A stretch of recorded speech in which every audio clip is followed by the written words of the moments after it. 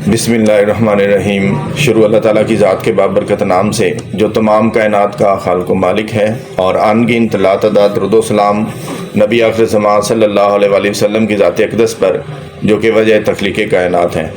کل ہم جو ہے پہلا رکوع ختم کر چکے ہیں دوسرے پارے کا، اور سورہ بقرہ کی جو آیات ہیں 141 سے لے کر 147 تک ہم نے پڑھی ہیں۔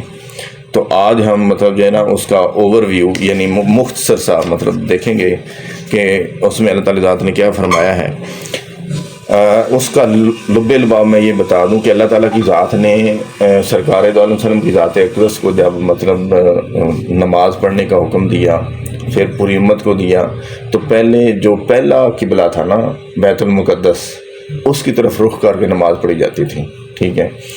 پھر اللہ تعالیٰ کی ذات کا حکم آیا، اور اس میں حضور صلی اللہ علیہ وسلم نے دعا بھی مانگی کہ اللہ تعالیٰ کی ذات جو خانہ کعبہ ہے، یہ چونکہ میرے مطلب آباء و اجداد حضرت ابراہیم علیہ السلام کی بنائی ہوئی ہے اور آپ کی پاکیزہ جگہ ہے، تو ہمیں اس کو سجدہ کرنے کی مطلب جو ہے نا توفیق عطا فرما، اور اس کی طرف ہمارا قبلہ رخ کر دے۔ تو اللہ تعالیٰ کی ذات نے وہ دعا قبول فرمائی، اور ایک ٹائم آیا کہ جب آپ بعض روایات میں آتا ہے زور کی نماز تھی، بعض روایات میں آتا ہے عصر کی نماز تھی، تو اسی دوران آپ نے 2 رکعتیں پڑھ کے تو پھر اسی وقت آپ نے اللہ تعالیٰ کی ذات کے حکم سے جو قبلہ کا رخ خانہ کعبہ کی طرف یعنی مکہ مکرمہ کی طرف کر دیا۔ پھر اس کے بعد جو ہے وہ تنسیخ ہوگی کہ کوئی بھی قبلہ اول یعنی بیت المقدس کی طرف جو ہے وہ نماز رخ کر کے نہیں پڑھے گا، بلکہ خانہ کعبہ کی طرف پڑھے گا۔ اب اس سے اللہ تعالی ذات نے مسلمانوں کو زمانہ بھی تھا کہ یہ میرے حکم کی پابندی کرتے بھی ہیں یا نہیں کرتے۔ تو جب جو مطلب حق الیقین والے تھے، جو حضور صلی اللہ علیہ وسلم کی اتباع کرنے والے تھے، انہوں نے کیا کیا کہ جیسے ہی یہ حکم ہوا تو نماز کے اندر ہی انہوں نے یعنی قبلہ رخ جو ہے نا چینج کر لیا۔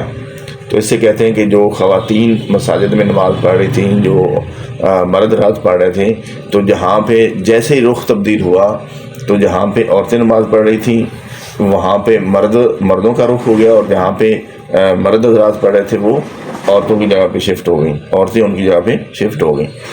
تو یہ اللہ تعالیٰ کی ذات کا ایک آزمائش تھی کہ یعنی لوگ حضرت صلی اللہ علیہ وسلم کی بات کو اور میری بات کو اہمیت دیتے ہیں یا نہیں دیتے۔ لیکن مسلمان جو اس کا تھے وہ حق الیقین والے تھے، انہوں نے منوعاً یہ تسلیم کیا اور خانہ کعبہ کی طرف جو ہے اب جیسے ہم سجدہ کرتے ہیں ویسے کرتے ہیں۔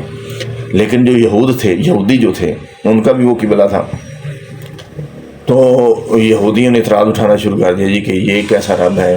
پہلے یہ کہتا جی اس طرف نماز پڑھو، پھر کہتا ہے جی اس طرف نماز پڑھو، جیسے لوگ اعتراض کرتے ہیں۔ تو پھر اللہ تعالیٰ کی ذات نے قرآن پاک میں یہ ساری آیات جو ہے نا بھیجی تھی۔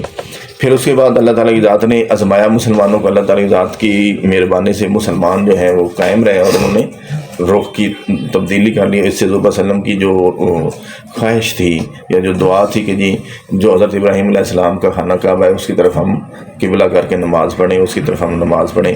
تو یہ پھر جو لوگ مطلب ان 2-4 دنوں کے اندر، اب اتنی جلدی تو پیغام نہیں نا بھیجا، آج کل تو مطلب ٹی وی ہے، چینلز ہیں ساری چیزیں، تو کچھ لوگ تھے جو کہ یعنی اس وقت بھی پڑھتے تھے ادھر ہی یعنی بیت المقدس کی طرف۔ لیکن اللہ تعالیٰ کی ذات آگے یہ فرماتا ہے کہ ان لوگوں کے اعمال میں نے ضائع نہیں کیے، ایمان ضائع نہیں کیا۔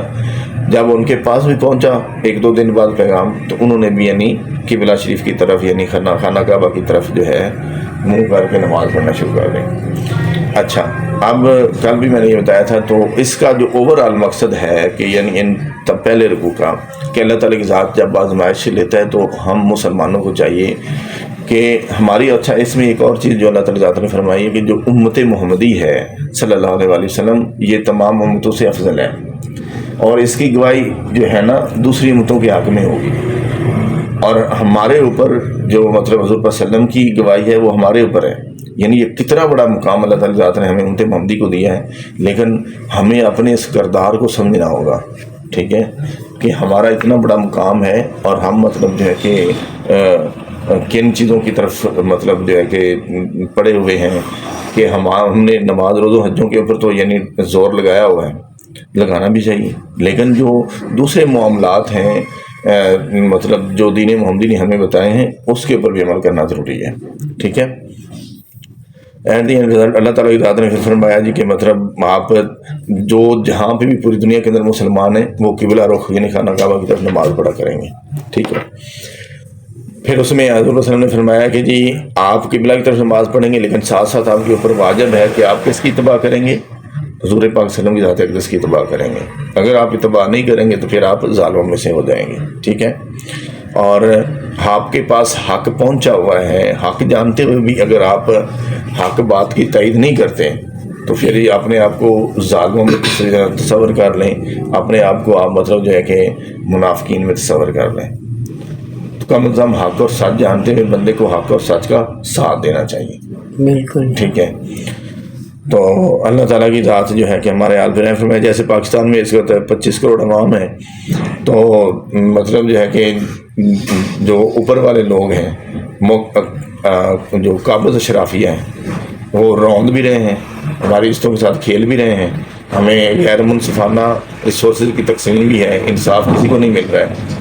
تو یہ ساری جو اس جھلک پورے پاکستان کی نظر آ رہی ہے وہ وہی نظر آ رہی ہے جو حضور پاک صلی اللہ علیہ وسلم کی ذات اقدس کے اسلام کی تبلیغ کرنے سے پہلے عربوں کی تھی، جاہلوں کی تھی. آپ کمپیریزن کر لیں، صرف ایک چیز کا فرق ہے جی ہم کلمہ پڑھتے ہیں یا نماز اور عبادات پڑھتے ہیں، باقی جو تمام باقی چیزیں ہیں معاشرتی برائیاں وہ ہمارے اندر کوٹ کوٹ کے بھری ہیں. جبکہ ہمارا کام بقول قرآن پاک کے اللہ تعالیٰ نے فرمایا کہ افضل آپ کو امت بنایا گیا ہے کہ آپ کی گواہی دی جانی ہے آخرت والے دن. لیکن ہم ایسے ہیں کہ جناب حضور صلی اللہ علیہ وسلم کی جو بتائے ہوئے راستے اس کے اوپر نہیں چلتے. اللہ تعالیٰ ذات ہمارے ہدایت عطا فرمائے. اچھا، اب آج ہم پڑھتے ہیں جی دوسرا رکوع ہے جی 147 آیت سے لے کر 152 تک ہم پڑھیں گے. ٹھیک ہے. وَلِكُلٍّ وَجْهَةٌ هُوَ مَوْلِيَّهُ، ہر ایک کے لیے ایک سمت ہے وہ منہ پھیرنے والا ہے اس کی طرف.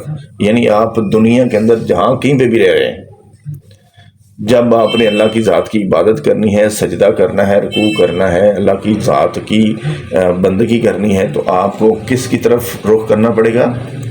مکہ مکرمہ کی طرف، خانہ کعبہ کی طرف، کیونکہ وہ اب مسلمانوں کے لیے قبلہ ہے اور اسی طرف ہم نے مطلب منہ کر کے سجدہ ریز بھی ہونا ہے، رکوع بھی کرنا ہے اور سارے کام کرنے ہیں. فاستبقوا الخیرات، پس تم فاستبقوا یعنی تم سبقت لے جاؤ الخیرات و نیکیوں میں. اللہ تعالیٰ فرماتی کہ کوئی بھی نیکی کا کام ہوتا ہے مسلمانوں کو چاہیے کہ اس میں ایک دوسرے سے بڑھ چڑھ کے حصہ لیں. سیرت النبی صلی اللہ علیہ وسلم میں جب ہم صحابہ کی بات کرتے ہیں تو حضور صلی اللہ علیہ وسلم نے ایک دفعہ انصار مدینہ کی مدد کے لیے کال کیا کہ لوگ مدد کریں تو لوگ اپنی حیثیت کے مطابق سامان لے آئے تھے. ٹھیک ہے. اور ایک مشہور واقعہ ہے جو حضرت بکر صدیق اور حضرت عمر والا ہے. حضرت عمر نے کہا جی کہ میں حضرت بکر صدیق سے زیادہ مال لے کے جاؤں گا.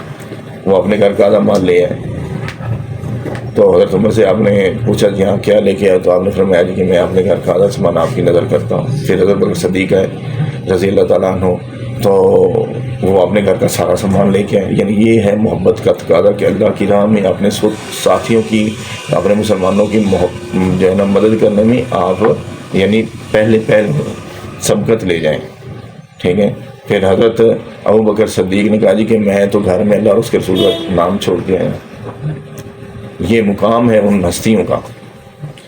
تو ہمیں چاہیے کہ اگر ہم ان سے محبت کریں تو کم سے ہم وہ بابا جی ہمارے فرماتے ہیں کہ پتھر بلے دا بلہ نہیں تھے کم متھے تو کھلی تو ہونی چاہیے، کچھ نہ کچھ تو کم از کم مطلب ہمیں اپنے آباء و اجداد کا پاس تو رکھنا چاہیے. کروڑوں اربوں خربوں کی جائیدادیں ہوتی ہیں تو ہم اپنی پوری زکوٰۃ بھی نہیں نکالتے، عشر نکالنا تو دور کی بات ہے. ہمیں چاہیے، علماء کرام کو چاہیے، بزرگان دین کو چاہیے کہ عشر کی بات کریں، لوگوں کو زکوٰۃ دینے کی ترغیب دیں، صدقہ کریں تاکہ جو غریب لوگ ہیں ان کا فائدہ ہو سکے. اچھا جی. اینما تکونوا یات بکم اللہ جمیعا، جہاں کہیں اینما جہاں کہیں بھی تکونو تم ہوگے یات تو لے آئے گا بکم ملا تم کو اللہ جمیعاً سب کو. یعنی اس میں فرمایا جا رہا ہے کہ آپ پوری دنیا کے اندر جہاں کہیں بھی ہوں گے تو آپ کو اللہ تعالیٰ کی ذات جو ہے اس قبلہ رخ کی طرف عبادت کرنے پہ مجبور کر دے گا اور آپ سبھی کو اس کی طرف راغب کرے گا اور اکٹھا کرے گا. ان اللہ علی کل شیء قدیر، بے شک اللہ تعالیٰ کی ذات تمام جو یہ چیزیں ہیں اس کے اوپر قادر ہے. ٹھیک ہے، ان اللہ بے شک علی کل شیء ہر چیز کے اوپر قدیر، اللہ تعالیٰ کی ذات خوب قادر ہے، اس کی حکم کے بغیر کوئی بھی پتہ حرکت نہیں کر سکتا. وَمِنْ حَيْثُ اور جہاں سے خرجتا آپ نکلے، فَوَلِّ تو پھیر لیں وجہ کا اپنا چہرہ شطر المسجد الحرام، مسجد حرام.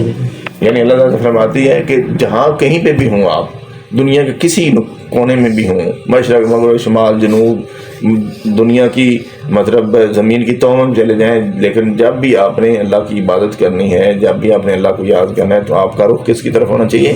مسجد حرام کی طرف ہونا چاہیے. قبلہ مطلب کی طرف ہونا چاہیے، خانہ کعبہ کی طرف ہونا چاہیے. وَإِنَّهُ اور بلا شبہ وہ للحق کو البتہ حق ہے، من رب کا اپنے رب کی طرف. اب یہ چیز چونکہ اللہ تعالیٰ کی ذات کی طرف سے ایک حق ہے، تو اس سے ہم روگردانی نہیں کر سکتے اور نہ ہی کرنا چاہیے. اگر ہم روگردانی کریں گے تو ہم ظالموں میں سے ہو جائیں گے. جب آپ کے پاس حق آ گیا ہے تو حق کو پہچان لیا ہے، تو جب آپ نے حق کو پہچان لیا تو پھر آپ کا کام ہے کہ آپ اللہ تعالیٰ کی ذات کی احکامات کی پیروی کریں. یعنی اس میں اللہ تعالیٰ ذات نے قرآن پاک میں بھی شروع میں فرمایا، پہلے اس بارے میں ہم نے پڑھا ہے کہ اللہ کی ذات فرماتی ہے فادخلوا فی السلم کافہ، کہ اسلام میں داخل ہو جاؤ پورے کے پورے. یہ نہیں ہے نماز روزے حج زکوٰۃ تو ہم جناب انواع پڑھیں، لیکن مطلب ہم ایمانداری بھی نہ کریں، یعنی خیانت داری کریں، جھوٹ بولیں، ناپ تول میں کمی بیشی کریں، دودھ میں پانی ڈالیں، مرچوں کے اندر مردہ ڈال دیں، ٹھیک ہے، دوائیاں 2 نمبر دے دیں، ٹھیک ہے، اور مطلب جو ہے کہ میں قرآن کی آیات کو بیچنا شروع کر دیں. یہ چیزیں ایسے نہیں ہونی چاہیے.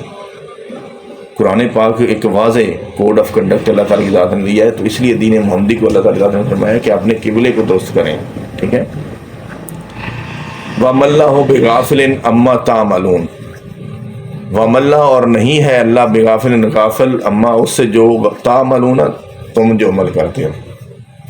یعنی ہم آپ کے دل کے اندر چھوٹا سا بھی خیال آتا ہے، آپ کی آنکھ کے اندر کوئی بھی شرارت آتی ہے، آپ کے دل کے اندر کچھ مسئلہ ہوتا ہے، تو آپ کے اعضاء جو ہیں وہ جو بھی کرتے ہیں، آپ چاہے 7 تہوں کے اندر کریں گے، اس کو اللہ تعالیٰ کی ذات دیکھ رہا ہے.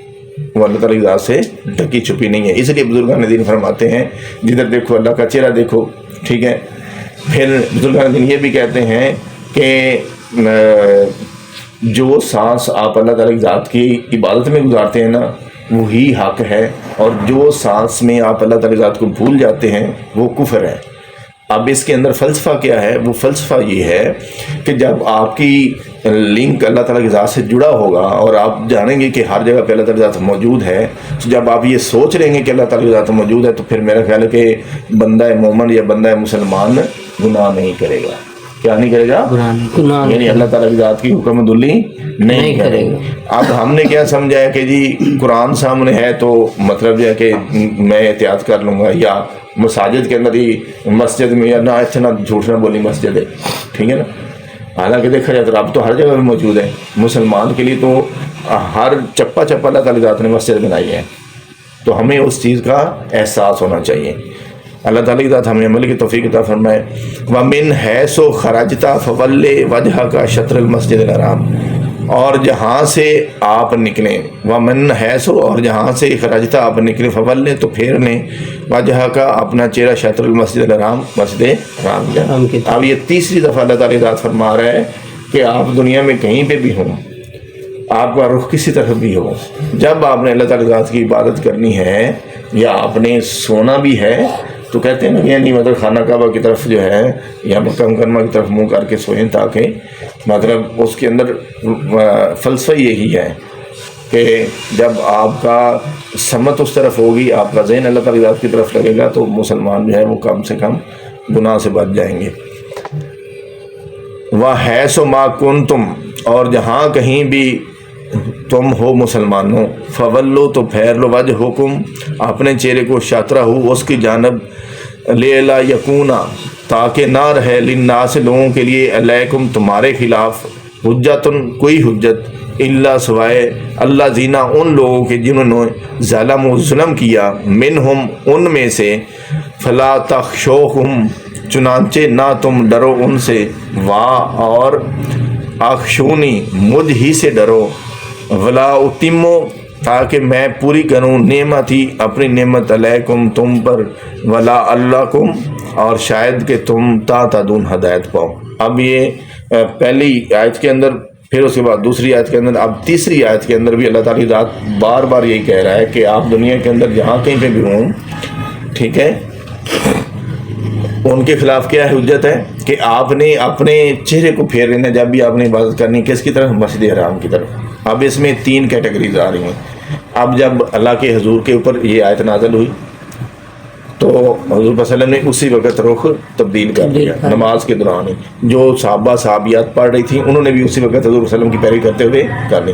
اب کچھ ایسے تھے جو تھوڑا سا دور تھے، ان کو جیسے جیسے پتہ چلتا گیا انہوں نے ویسے ویسے یعنی اپنا رخ جو ہے وہ تبدیل کرنا شروع کر دیا۔ اب تیسرا حکم ان لوگوں کے لیے ہے جو کہ جیسے ہم مطلب خانہ کعبہ سے کتنی دور ہے، مکہ مکرمہ سے کتنی دور ہیں، اس طرح پوری دنیا کے مسلمان جو دوسرے شہروں میں دوسرے ملکوں کے اندر ہیں ان کے لیے اللہ تعالیٰ ذات فرماتا ہے کہ آپ جہاں کہیں پہ بھی ہوں مسلمانوں تو اپنے رخ کو پھیر لو کس کی طرف؟ مسجد حرام کی طرف، یعنی خانہ کعبہ کی طرف، اور تاکہ لوگوں کو کوئی حجت نہ ملے، کوئی بہانہ نہ ملے آپ کے اوپر انگلی اٹھانے کا۔ ٹھیک ہے، ہم یہاں پہ تو دیکھیں نا کہ یعنی اللہ تعالیٰ ذات کتنا کہہ رہے کہ لوگوں کو حجت نہ ملے۔ اب اللہ تعالیٰ کی ذات ہدایت دینے والا ہے۔ اب ایک بندہ ساری عمر گناہ کر، جب اللہ تعالیٰ کو ہدایت دیتا ہے وہ گناہ چھوڑ دیتا اور پکا اللہ تعالیٰ ذات کی راہ پہ لگ جاتا ہے۔ تو ہم معاشرے کیا کرتے ہیں؟ جی چنگا بڑا حاجی آیا ہم تک کہیں نہیں کرتا رہے، یہ ہمیں نہیں کہنا چاہیے۔ آج اگر آپ یہ بات کر رہے ہیں، اللہ نہ کرے کہ اللہ تعالیٰ ذات کسی کو راہ ہدایت سے نہ بھٹکائے، کل کو اگر آپ مطلب جو ہے کہ ساری ہماری باتیں کرتے ہو، اینڈ پہ اللہ تعالیٰ کی ذات جو ہے کہ وہ مطلب آپ کو باطل کی موت دے دیتا ہے یا کفر کی موت دیتا ہے، آپ کیا کر سکتے ہو؟ اس لیے ہر وقت ہمیں اللہ تعالیٰ کی ذات سے ڈرتے رہنا چاہیے اور کسی کے اوپر آواز کسنے سے پہلے سوچ لینا چاہیے کہ اس کو اللہ تعالیٰ کی ذات کسی بھی صورت میں یا کسی بھی وقت کسی بھی بندے کو، چاہے وہ گناہ گار ہے نہیں ہے کیا ہے، وہ اللہ ذات معاف کرنے والا ہے۔ تو ہمیں کم از کم اگر کوئی بندہ سیدھے راستے پہ آ گیا تو اس کو بار بار وہ باتیں کر کے یعنی جو ہے نا مطلب شرمندہ نہیں کرنا چاہیے۔ ہمیں اللہ تعالیٰ کی ذات کے احکامات یا اللہ تعالیٰ کی ذات کے کاموں میں مداخلت نہیں کرنی چاہیے، یہ تو اس کی مہربانی ہے، مرضی ہے، جس کو مرضی وہ جب چاہے نواز دے ایمان کی دولت سے، بے شک۔ ٹھیک ہے، تو ہمیں یہ سوال سے نا احتیاط کرنی چاہیے، فتوے نہیں جڑنے چاہیے۔ اچھا جی، اس کے بعد جی اللہ تعالیٰ فرماتی کہ آپ نے یہ کام کیا، پھر اس کے بعد جنہوں نے ظلم کیا ان میں سے آپ نہ ڈرو، یعنی جو لوگ ظالم ہیں ان سے ڈرنے والی بات نہیں۔ اب مجھے تو کم گھر والے روزانہ ڈرا رہے ہیں، میرے سسرال والے، اب آپ سچ بات نہ کریں، یہ نہ کریں، کبھی پیر بھائیوں کے آ رہے ہیں فون۔ اب بندہ جائے تو پھر حسینیت کس نام کا چیز ہے؟ اب ایمان کی 3 کیٹیگریز ہیں۔ نمبر 1، اللہ تعالیٰ کی ذات نے آپ کو ہمت طاقت دی ہے تو آپ برائی کو ہاتھ اور باطل کو اور برائی کو اور ظالم کو ہاتھ سے روکیں۔ ٹھیک ہے، اب ہمارے اندر طاقت نہیں جی ہم مطلب ڈانگو ڈانگ ہو جائے۔ دوسری جو حالت ہے وہ یہ ہے کہ جی آپ کے اندر سکت نہیں ہے ہاتھ سے روکنے کی، تو آپ زبان سے اس کو روکنے کی کوشش کریں، کم از کم اور نہیں تو اس کو برا تو کہیں۔ چلو ہم اس قابل ہیں، اللہ تعالیٰ ذات نے شعور دیا ہے، علم دیا ہے، ایک سامنے غلط کام ہو رہا ہے اس کے خلاف آواز تو اٹھا سکتے ہیں۔ اچھا اگر آواز نہیں اٹھا سکتے تو اس کو کم سے کم ہم غلط تو کہیں آواز کے ذریعے۔ جی سر، ٹھیک ہے۔ اچھا، اور تیسری صورت کیا ہے کہ یعنی آپ کچھ بھی نہیں کر سکتے، دل میں اس کو برا جانے، ایسے ہی ہے نا، اور وہ ایمان کی کمزور 3 حالت ہے۔ اب ہم یہ حساب لگا رہے ہیں 25 کروڑ پاکستانی عوام ہے، اتنا ظلم و جبر ہو رہا ہے، وہ کسی بھی پارٹی کے اوپر ہو یا کسی بھی لوگوں کے اوپر ہو، وہ ہے تو ظلم ہی نا۔ ٹھیک ہے، تو جب تک ہم پاکستانی مطلب اپنی ان سیاسی جماعتوں سے باہر نکل کے ہم اکٹھے نہیں ہوتے، اس وقت یہ جو ظالم لوگ ہیں، یہ جو کفر کا نظام ہے، یہ جو فرعونیت ہے، یہ نمرودیت ہے، یہ جو یزیدیت ہے، یہ عام غریب مسلمانوں کو ایسے کچلتے رہیں گے، ان کی عزتوں کو مال کرتے رہیں گے، انصاف کا دورہ میار چلتا رہے گا، غریب بندے کو کوئی بندہ پوچھنے والا نہیں ہوگا۔ تو ہم اکٹھے ہوں گے تو تب کامیاب ہوں گے۔ جیسے یہ جو اسٹیبلشمنٹ ہے یہ کام کیا کرتی ہے؟ کہ چھوٹی چھوٹی پارٹیاں بنا دی ہیں، ان کو مختلف گروہوں میں تقسیم کر دیا ہے، اور اپنی ان کی عیاشیاں ختم نہیں ہو رہی اور پھر ظلم کرتے ہیں، پھر ہم روتے ہیں سبھی۔ ہمیں اکٹھے ہونے کی ضرورت ہے اور اس نظام کو تبدیل کرنے کی ضرورت ہے، اس نظام کے تحت جو کہ لا الہ الا اللہ کا نظام ہے۔ یہ جتنے یہ آج اکٹھے ہو جائیں، کل اکٹھے ہو جائیں، 4 سالوں میں ہو جائیں، تو تبھی ہم پھر اللہ تعالیٰ کی ذات آگے یہ فرما رہی ہے کہ آپ ظالم سے نہ ڈرو، ٹھیک ہے، اور آپ نے ڈرنا کس سے؟ صرف اللہ تعالیٰ کی ذات سے ڈرنا ہے، ٹھیک ہے، تاکہ میں پوری کروں اپنی نعمت تم پر اور تو شاید کہ تم ہدایت کرو۔ یعنی اللہ تعالیٰ کی ذات کرے آپ مجھ سے ڈرو گے تو میں آپ کے اوپر اپنی نعمتوں کی بچھاڑ کر دوں گا، آپ کے اوپر اپنی نعمتیں نچھاور کر دوں گا، ٹھیک ہے، اور شاید کہ تم ہدایت پا جاؤ، ٹھیک ہے۔ کتنا بڑا انعام اللہ تعالیٰ ذات نے، کہ صرف اللہ تعالیٰ ذات کی ذات سے ڈرنے سے، جابر اور ظالم اور فاسق سے ڈرنے سے نہیں۔ کما ارسلنا، جس طرح ہم نے بھیجا، فیکم تم میں، رسولاً ایک رسول، منکم تم ہی میں سے، یتلو وہ تلاوت کرتا ہے، علیکم تم پر، آیاتنا ہماری آیتیں، ویزکیکم اور پاک کرتا ہے تمہیں، ویعلمکم اور سکھلاتا ہے تمہیں، الکتاب و کتاب، والحکمت اور حکمت، ویعلمکم اور سکھلاتا ہے تمہیں وہ باتیں، ما جو لاکم تکونو نہیں تم تھے جانتے، تعلمون نہیں تم جانتے۔ یعنی اللہ تعالیٰ فرماتی ہے کہ میں نے آپ کی طرف اپنا رسول بھیجا، یعنی سرکار دو وسلم کی ذات اقدس بھیجی، پہلے بھی رسول بھیجے وہ بھی برحق تھے، پھر اس کے بعد اللہ تعالیٰ کی ذات نے حضور وسلم کی ذات اقدس کو بھیجا اور آخری نبی بنا کے بھیجا، اس کے بعد نبوت ختم ہوگی اور دین محمدی کو آپ کے اوپر ختم کر دیا، اور دین محمدی کو اس امت محمدی کے لیے ایک بہترین دین اور اسلام ماننا جاننا، ٹھیک ہے۔ اور پھر کیا کیا آپ نے فرمایا کہ اللہ تعالیٰ فرماتی ہے کہ میں نے وہ پھر آپ کو کیا کرتا ہے، وہ میری بھیجی ہوئی آیات کو آپ کے سامنے تلاوت کرتا ہے، آپ کو بتاتا ہے، پھر وہ آپ کو پاک کرتا ہے تمام گناہوں سے، پھر وہ آپ کو سکھلاتا ہے کہ یعنی اس کتاب کے اندر جو کہ حکمت والی ہے، اور پھر تمہیں سکھاتا ہے وہ باتیں جو کہ ہم پہلے نہیں جانتے تھے۔ یعنی پہلے انبیاء علیہ السلام کے قصوں کے بارے میں ہمیں نہیں پتا تھا، تو کس کے ذریعے پتہ چلا؟ قرآن پاک کے ذریعے پتہ۔ کس کے ذریعے پتہ چلا؟ حضور صلی اللہ علیہ وسلم کے ذریعے پتہ چلا، ٹھیک ہے، تاکہ ہمیں پتہ چل جائے کہ یعنی پہلے انبیاء علیہ السلام کے ساتھ ان کی قوموں نے کیا کیا، ان کی شریعت کیا تھی، اور وہ ساری شریعتیں اب زائل ہو چکی ہیں، ان کو تنسیخ کر دیا ہے، ان کو ختم کر دیا گیا ہے، اور جو شریعت محمدی ہے یہ تمام لوگوں کے، کائنات کے تمام لوگوں کے لیے، تمام مخلوق کے لیے قابل عمل ہے، اور اس کے بعد اور کوئی شریعت نہیں آنی، اور یہی برحق دین ہے جو دین محمدی ہے، اور یہی برحق کتاب ہے قرآن پاک، ٹھیک ہے۔ تو ہمیں اس سے سیکھنا بھی ہے، اس سے پاکیزگی بھی حاصل کرنی ہے، اس سے ہدایت حاصل کر کے اپنے گناہوں کی بخشش بھی کروانی ہے، اور اللہ تعالیٰ ذات کی نعمتوں سے لطف اندوز بھی ہونا ہے۔ وہ تب ہوں گے جب ہم اللہ تعالیٰ کی ذات سے ڈریں گے۔ تو جب ہم یہ ڈر جائیں گے اسٹیبلشمنٹ کے ہاتھوں سے، چور و چکوں سے، ظالموں سے، تو پھر اللہ تعالیٰ ہم سے راضی ہوئے گا؟ نہیں ہوگا۔ فاذکرونی، لہذا تم یاد رکھو مجھے، اذکرکم، میں یاد رکھوں گا تمہیں، واشکرو، اور تم شکر کرو، لی، میرے لیے، ولا تکفرون، اور مت نا شکری کرو میرے۔